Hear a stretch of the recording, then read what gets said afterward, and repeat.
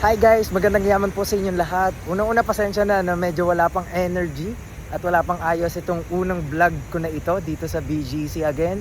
So bakit nga ba tayo nandito? Guys, walang break sa akin, no? Trabaho agad. Ano? Sa tingin nyo, sarap ng buhay natin. Medyo.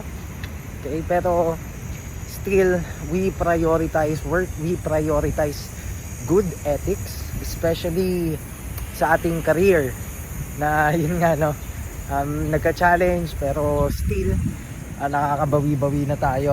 Okay? Kaya nandito tayo ngayon para mag-celebrate ng kaunti, pero ang main purpose ng aking paglakad po dito mag-content, no, para sa yun nga, no, sa ating brand partner.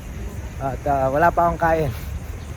Nag-soft breakfast lang ako, pero dito na ako magla-lunch and saka ako mag-shoot, no. So trabaho pa rin guys. Let's go.